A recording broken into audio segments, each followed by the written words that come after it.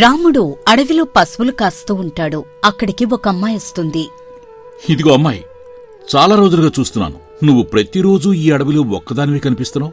ఎవరు నువ్వు? నేను ఆకుల కోసం ఇక్కడికొస్తున్నాను. ఈ ఆకులతో ఏం చేస్తావు? వీటితో విస్తర్లు కుట్టి చుట్టుపక్కల గ్రామాల్లో అమ్ముకుంటూ జీవిస్తూ ఉంటాను. మరి ఇలా ఒక్కదానివే ఇంత పెద్ద అడవిలో తిరుగుతున్నావు, భయంగా లేదా? ప్రతిరోజు చూస్తున్నదే కదా, భయమేమీ లేదు. అయినా భయపడుతూ కూర్చుంటే ఎలా? ఏదో ఒక పని చేస్తూ బతకాలి కదా. నువ్వొక్కదానివి, పైగా అమ్మాయివి, ఇలా భయం లేకుండా తిరుగుతున్నావంటే నువ్వు చాలా ధైర్యవంతురాలివి. ఇంతకీ మీదే ఊరు? మాది కళింగపట్టణం. ఇక్కడికి చాలా దూరంగా ఉంటుంది. కళింగపట్నమా? నేనింతవరకు ఈ చుట్టుపక్కల అలాంటి ఊరు పేరు వినట్లేదే. చెప్పాను కదా, ఇక్కడికి చాలా దూరం ఉంటుందని. నీకు తెలిసే ఆస్కారం లేదులే. అంత పెద్ద పట్నం నుండి పైగా చాలా దూరం అంటున్నావు. అంత దూరం నుండి ఈ ఆకుల కోసం ఇంత పెద్ద అడవికి ఒక్కదానివే వచ్చావా? వింటుంటే నువ్వు చెప్పేది నమ్మశక్యంగా లేదు. ఇందులో ఏదో రహస్యం ఉందేమో అనిపిస్తోంది. రహస్యం లేదు, ఏం లేదు. మా పట్నంలో సరైన ఆదాయం లేక ఈ వృత్తిని ఎంచుకున్నాను. సరేలే, నీ సమస్య నీది. నా ఆవులు అటు దూరంగా వెళ్ళిపోతున్నాయి. పైగా ఇంటికెళ్లే సమయం కూడా అవుతుంది. ఇక నేను వెళ్ళొస్తాను. ఒక్క నిమిషం. ఏంటో చెప్పు. ఇప్పటికే చాలా పొద్దుపోయింది. మా పట్నం వరకు వెళ్లాలంటే చాలా సమయం పడుతుంది. పైగా చీకటి పడేలా ఉంది. దారిలో ఏ క్రూర జంతువులుంటాయో తెలీదు. దానికి నన్నేం చేయమంటావు? నీకు అభ్యంతరం లేకపోతే ఈ ఒక్కరోజుకి మీ ఇంటికొస్తాను. రేపు ఉదయాన్నే తిరిగి వెళ్ళిపోతాను. దయచేసి ఒక్క సహాయం చెయ్యి. మా ఇంటికొస్తావా? నువ్వు మా ఇంటికొస్తే ఊళ్ళో వాళ్ళందరూ ఏమనుకుంటారు? అసలే నాకింకా పెళ్లి కాలేదు. ఒక ఆడపిల్ల ఆపదలో ఉండి ఇలా సహాయం చేయమని వేడుకుంటే ఇలా అనడం న్యాయమేనా? ఇదేం కర్మరా నాయనా, మా ఇంటికొస్తానంటుంది.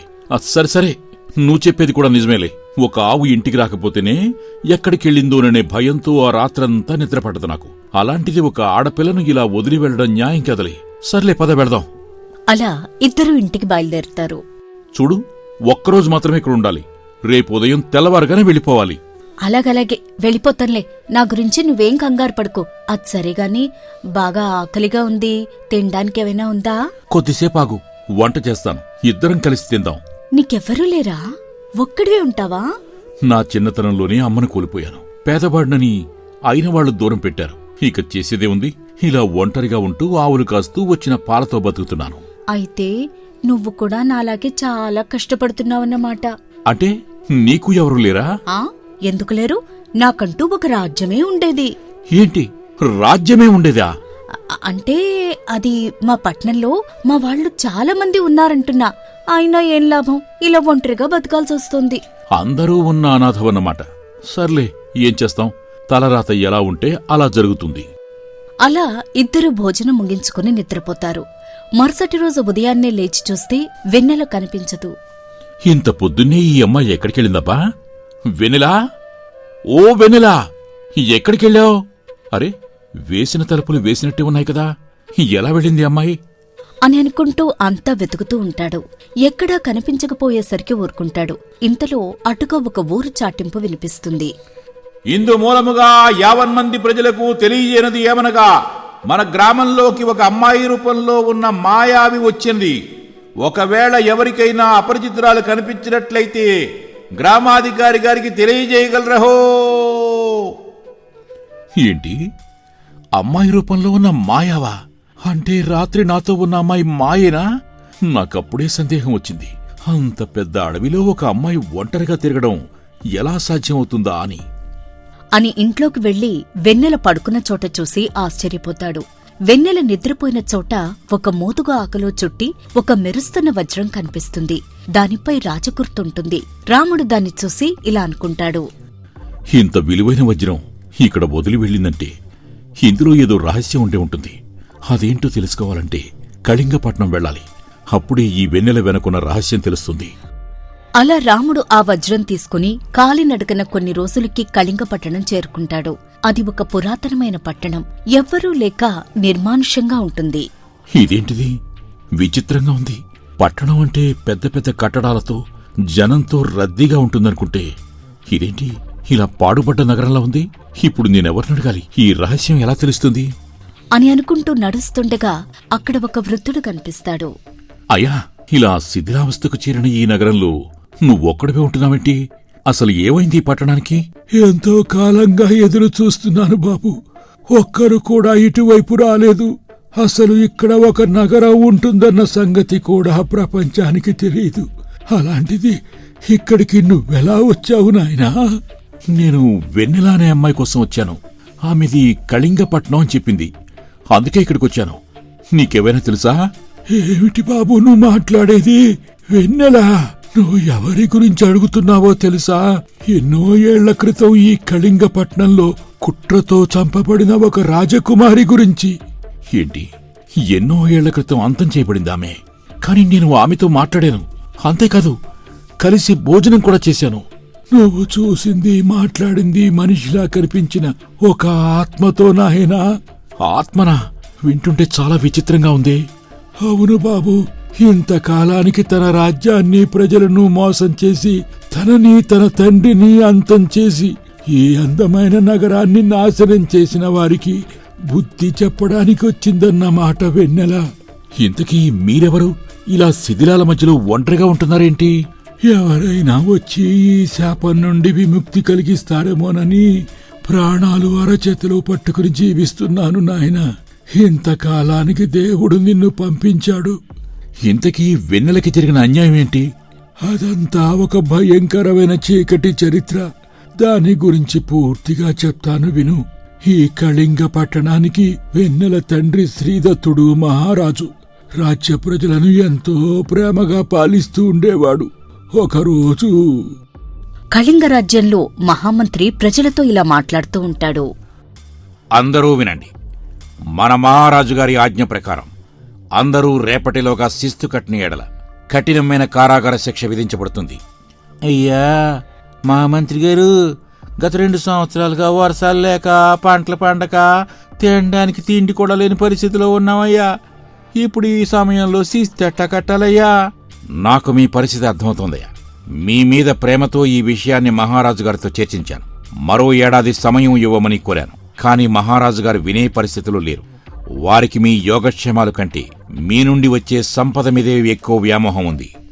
మహామంత్రి ముందుగానే తన పథకం ప్రకారం తన అనుచరులని ప్రజలలో కలిపి మహారాజు మీద చెడుగా ప్రచారం చేయిస్తూ ఉంటాడు. మంత్రిగారో, ప్రజలను కన్నబెట్టలో చూడలేని మహారాజా సింహాసనం మీద కూర్చోడానికి అర్హుడు కాదు. వెంటనే సింహాసనం దీపోలేరా? అందరూ ఏమంటారో? దిగిపోవాలి అని అంటుండగా అదే గుంపులో యువరాణి వెన్నెల కూడా ఉంటుంది. ఆమె ముసుగు ధరించి ఉంటుంది. మహామంత్రి చేసే కుట్రను చూసి చాలా బాధపడుతుంది. దుర్మార్గుడా, ప్రజలను కన్నబిడ్డల్లా చూసుకుంటున్న నా తండ్రి గారిని ఇలా చెడ్డవాడిగా చిత్రీకరిస్తావా? వెంటనే వెళ్లి నాన్నగారికి విషయం తెలియజేయాలి. సభలో అందరూ ఉండగా మహామంత్రి ఇలా మాట్లాడుతూ ఉంటాడు.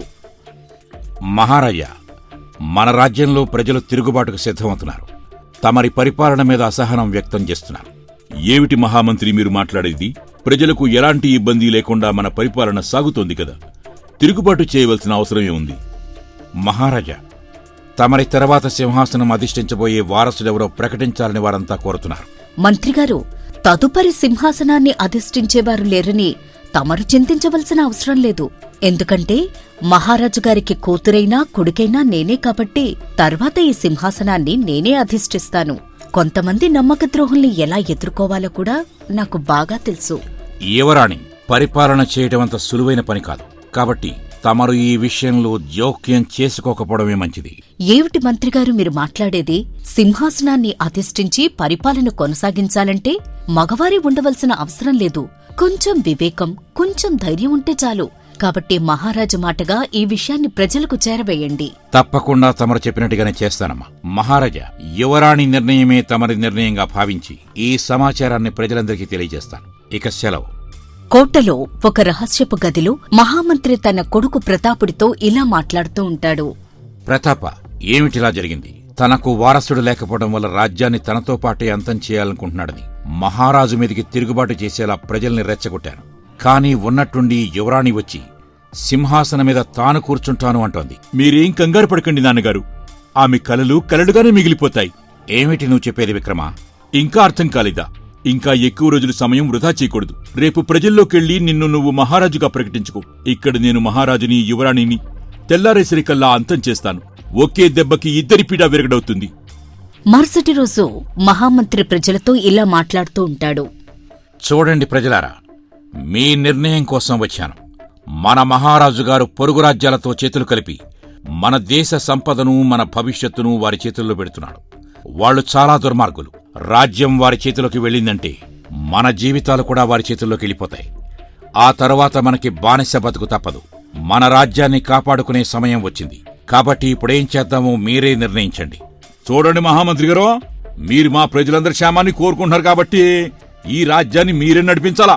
రాబోయే కష్టాల నుండి మీరే మమ్మల్ని కాపాడాలా. ప్రజలారా, అందరూ ఏమంటారు? అవునవును మంత్రివర్య, మీరు మాకు రాజుగా ఉండి మమ్మల్ని కాపాడండి. సరే, మీ ఇష్ట ప్రకారమే కానివ్వండి. మీ క్షేమం కోసం ఈ రాజ్యభారాన్ని నేను మోస్తాను. ఇక ఆ రాజును బంధించి రాజ్యపాలన కొనసాగిస్తాను. అది మీ అందరికీ అంగీకారమేనా? అంగీకారమే మహామంత్రి గారు. మీరేం చేసినా ప్రజలు మంచి కోరే చేస్తారు. కాబట్టి ఆ దుర్మార్గుడు మహారాజును బంధించండి వెంటనే. అలా సంతోషంగా అక్కడ్నుంచి వెళ్లిపోతాడు మహామంత్రి. ఇదిలా ఉండగా మరోవైపు కోటలో విక్రమ్ మహారాజుని, యువరాణిని బంధిస్తాడు. ఏంటి యువరాణి, ఆశ్చర్యపోతున్నావా? ఇలా జరుగుతుందని కలలో కూడా ఊహించలేదు కదా. దుర్మార్గులారా, అధికారం కోసం సొంత ప్రజలను, రాజ్యాన్ని బలిపెడుతున్నారు. దీనికి మీరు మూల్యం చెల్లించుకోక తప్పదు. తప్పదు మహారాజా. ఎంతకాలమని నేను మా నాన్న మీ కాళ్ల కింద కుక్కల్లా పడి ఉండాలి చెప్పండి. అందుకే మీకీ చిన్న బహుమతి. కాళా, బయటికురా అని అనగానే అతీంద్రియ శక్తులు తెలిసిన కాళ అనే మాంత్రికుడు బయటకొస్తాడు. చెప్పు కాళా, ఇలాంటి గొప్పవారిని అంతం చేస్తే వారి పుణ్యఫలాల వలన తిరిగి మరలా జన్మిస్తారని విన్నాను. కాబట్టి వీరి మరణం తరువాత తిరిగి జన్మించకుండా అష్టదిగ్బంధనం చేసి వీరికి శాశ్వత విముక్తి కలిగించు అని అనగాని కాళ ముందుకొచ్చి తన దగ్గరున్న కపాలంలో నుండి మంత్రించిన విభూతి తీసి జల్లుతాడు. అనాదిగా ఆ రాజ్యాన్ని రక్షిస్తున్న మాయావజ్రాన్ని రహస్యంగా దాచుకుని యువరాణి ఇలా అంటుంది: నా తండ్రిని, నా రాజ్యాన్ని నాశనం చేసినా మళ్లీ శక్తిని ఉద్భవించే రోజు వస్తుంది.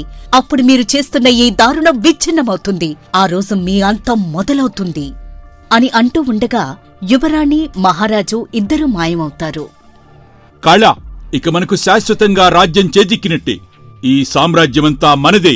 చూడు విక్రమ, అప్పుడే మురిసిపోకు. వారి ఆత్మ పూర్తిగా విశ్వం నుండి మాయమవ్వాలంటే 10 సంవత్సరాలకొకసారి వచ్చే సంపూర్ణ అమావాస్య వరకు సమయం పడుతుంది. ఈలోపు వారి ఆత్మకి మనిషి సహాయపడితే మళ్లీ పునర్జన్మ సిద్ధించే అవకాశం ఉంది. ఏంటి నువ్వు మాట్లాడేది కాళా? మళ్లీ పునర్జన్మ ఎలా సాధ్యం? యువరాణి మహాదేవి దుర్గామాత భక్తురాలు. ఆ శక్తి తనని కొంతకాలం కాపాడుతుంది. పైగా తాను అంతమయ్యేటప్పుడు ఈ రాజ్యాన్ని అతీత శక్తి నుండి కాపాడే మాయా వజ్రాన్ని తీసుకువెళ్ళింది. అది చాలా మహిమగలది. ఇంతలో మహామంత్రి అక్కడికి చేరుకుంటాడు. నాన్నగారు, జరగకూడదు జరిగిపోయింది. అసలేం జరిగిందో వివరంగా చెప్పు అనగానే అప్పటి వరకు జరిగిందంతా వివరిస్తాడు విక్రమ్. అదంతా విన్న మహామంత్రి, ఏమిటి విక్రమను మాట్లాడేది? ఆ మాయావజ్రం రహస్య స్థావరంలో ఉంటుంది. అది నాకు, మహారాజుకి తప్ప ఇంకెవరికి తెలియదు. అటువంటిది యువరాణికి ఎలా తెలుసుంటుంది? మరిప్పుడేం చేద్దాం? ఇప్పుడు మనం చేయవలసింది ఏమీ లేదు మంత్రివర్య. వచ్చే అమావాస్య వరకు మీపై ఎలాంటి శక్తులు పనిచేయకుండా ఈ తాయెత్తును కట్టుకోండి. ఆ తరువాత ఏం జరిగినా కబురు చేయండి అని అక్కడ్నుండి వెళ్లిపోతాడు కాళ. అలా ఆ రోజు నుండి అధికార దాహంతో తండ్రి కొడుకులు ప్రజలను పీడిస్తూ పరిపాలన కొనసాగిస్తారు. ఒకరోజు రచ్చబండ దగ్గర ఊరివాళ్లంతా సమావేశమవుతారు. చూసారా మనం ఎలా మోసపోయామో. మహామంత్రి గారి మాటలిని దేవుళ్ళంటి మహారాజుని దూరం చేసుకున్నాం. అవునవును, మొమ్మాటికి నువ్వు చెప్పేది నిజమే. ఇప్పుడు ఆ దుర్మార్గుడు చేసే రాజకీయాలకి ఈ పట్నం వదిలిపోయే పరిస్థితి వచ్చింది. అలా కొంతకాలానికి విపరీతమైన కరువు వచ్చి మహామంత్రి చేసే అన్యాయాలు తట్టుకోలేక ప్రజలందరూ ఇతర ప్రాంతాలకు వలస వెళ్లిపోవడం వలన ఆ కళింగపట్నమంతా ఖాళీ అవుతుంది. ఇదంతా రాముడికి వివరిస్తాడు ఆ వృద్ధుడు. మరిప్పుడు వెన్నెల ఏం చేయాలనుకుంటుంది?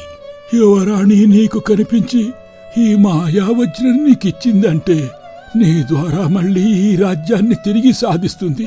కానీ ఇదంతా ఎలా సాధ్యపడుతుంది అని అంటుండగా వెన్నెల రాముడి ముందు ప్రత్యక్షమవుతుంది. చూడు రాముడు, సమయం లేదు. రేపు సూర్యోదయం అయ్యేలోపు ఆ వజ్రాన్ని తూర్పు కొండ మీదున్న దేవాలయంలోని దేవుని ముందు ఉంచితే మళ్లీ తిరిగి పూర్వ వైభవం వస్తుంది. లేదంటే శాశ్వతంగా ఈ నగరం అంతరిస్తుంది. లేదు లేదు, అలా అవడానికి వీలేదు. ఎంత కష్టమైనా సరే ఈ నగరంలో మళ్లీ ప్రజలు సుఖ సంతోషాలతో జీవించాలి. నేను వెంటనే బయలుదేరతాను. ఇంకో ముఖ్యమైన విషయం గుర్తుంచుకో, నువ్వు గుడికి చేరే మార్గంలో కొన్ని ప్రాణాపాయ సంఘటనలు జరగచ్చు. చాలా జాగ్రత్తగా ఉండాలి సుమా. ప్రమాదం సంభవించినప్పుడు నేను చెప్పిన ఈ మంత్రం జపించు. సరేనంటూ అక్కడ్నుండి మాయావజ్రం తీసుకుని బయలుదేరి కొండకు చేరుకుంటాడు రాముడు. దేవాలయం చూస్తే కొండ మీద చాలా ఎత్తులో ఉంది. సమయం చూస్తే చాలా తక్కువగా ఉంది. ఇక ఒక్క క్షణం కూడా ఆలస్యం చేయకుండా పైకి చేరుకోవాలి అని అనుకుంటూ కొంత దూరం అడవిలో వెళుతుండగా ఎదురుగా తనలాంటివాడు మరో ఇద్దరెదురవుతారు. ఇదేంటిది? విచిత్రంగా ఉంది. ఈ అడవిలో అచ్చంగా నాలాంటి వారున్నారేంటి? ఇది నిజమా లేక మాయా? ఎవరు మీరు? మేము యువరాణి వెన్నెల పంపించిన అంచుల్లో ఈ వజ్రాన్ని దేవాలయంలో పెట్టి శాపం తొలగించుకోవడానికి వెడుతున్నాం అని ఒక వజ్రం చూపిస్తాడు అచ్చం రాముడిలాగే ఉన్న ఒక వ్యక్తి. అంటే ఈ యువరాణి నాలాగే వీళ్ళని కూడా ఏర్పాటు చేసిందా? అంటే ఈ యువరాణి చెప్పిందంతా కూడా మోసమా? వెంటనే ఇక్కడి నుంచి వెనక్కెళ్ళిపోవాలి. అప్పుడు రాముడిలాగే ఉన్న మరొక వ్యక్తి ఇలా అంటాడు. చూడు, నీ దగ్గరున్న ఆ వజ్రం ఇలా ఇవ్వు, లేదంటే ఈ అడవి నుండి ప్రాణాలతో బయటికెళ్ళలేవు. ఓహో, అయితే తమ దగ్గరున్న వజ్రం నిజం కాదన్నమాట. అంతేకాదు, వీళ్లు కూడా ఆ మాయావి పంపిన మాయా మనుషులన్నమాట అని అనుకుంటూ తన దగ్గరున్న మాయావజ్రం బయటకు తీస్తాడు. ఇదిగో మీకు కావలసిన మాయావజ్రం తీసుకోండి అంటూ ఆ వజ్రాన్ని ముందుకు చూపిస్తాడు. అది చూసి దగ్గరకు వస్తారు వాళ్ళు. వెంటనే యువరాణ్ణి చెప్పిన ఆ మంత్రం జపిస్తాడు. వెంటనే ఆ ఇద్దరూ మాయమవుతారు. అలా ముందుకు వెళ్లి దేవాలయం చేరుకుని మాయావజ్రాన్ని దేవాలయంలో ఉంచుతాడు రాముడు. అమ్మయ్యా, సరైన సమయానికి తీసుకొచ్చి పని పూర్తి చేశాను. ఇక తిరిగి కళింగపట్నం చేరుకోవాలి. రాముడు కళింగపట్నం చేరుకుంటాడు. నిన్నటి వరకు పాడుపడ్డ నగరంగా ఉంది, ఇప్పుడు ఇంత అందమైన నగరంగా ఎలా మారిపోయిందబ్బా అని అనుకుంటూ ముందుకు నడుస్తుండగా ఎదురుగా రాజభటులు ఇద్దరు మనుషుల్ని బంధించి తీసుకువెళ్తూ ఉంటారు. వారు మహామంత్రి, అతని కొడుకు విక్రమ్. ఒక్క మానవుడు కూడా లేని ఈ ప్రాంతంలో ఈ మనుషులు భటులు ఎక్కడి నుంచొచ్చారు? అంతా అయోమయంగా ఉంది. అలా అనుకుంటూ ముందుకు నడుస్తుండగా ఎదురుగా ఒక భటుడు వచ్చి ఇలా అంటాడు. జయము జయము, తమరికి నమస్కారములు. తమని వెంటనే యువరాణి వారు సగౌరవంగా తీసుకురమన్నారు. అంటే యువరాణి వెన్నెల గురించేనా మీరు చెప్పేది? అవునయ్యా, ఆమె ఈ నగర యువరాణి. వెంటనే రమ్మంటున్నారు. పదండి. సరే పద, వెళదాం. అలా అందమైన ఒక పెద్ద కోటలోకి ప్రవేశిస్తారు వాళ్ళిద్దరూ. ఇది భూలోకమా లేక దేవలోకమా? ఇలాంటి కోటల్లో దేవతలు మాత్రమే ఉంటారని విన్నాను అని అనుకుంటూ ఉండగా రాజసభకు చేరుకుంటారు. సభలో అధికారులు, మంత్రులు అందరూ ఉండగా యువరాణి వెన్నెల ఆనందంగా ముందుకొస్తుంది. చూడు రాముడు, నీకెలా కృతజ్ఞతలు చెప్పాలో నాకు అర్థం కావడం లేదు. నువ్వు చేసిన సహాయానికి ఈ రాజ్య ప్రజలు ఎంతో రుణపడున్నారు నీకు. యువరాణి, నేనొక ఆవుల కాపరిని. మీలాంటి గొప్పవారు అలా అనకూడదు. మీ సంకల్పం ముందు నేను చేసింది చాలా చిన్నది. ఈ రోజు నుండి నువ్వు ఆవుల కాపరివి కాదు, రాజ్యరక్షణ బాధ్యతలు చూసే సేనాధిపతివి. ఈ రోజే సర్వసైన్యాధ్యక్షుడిగా నిన్ను నియమిస్తున్నాను. అలా రాముడు చేసిన సాహసానికి అరుదైన గౌరవం దక్కుతుంది. యువరాణి ప్రజలను కన్నబిడ్డల్లా చూసుకుంటుంది.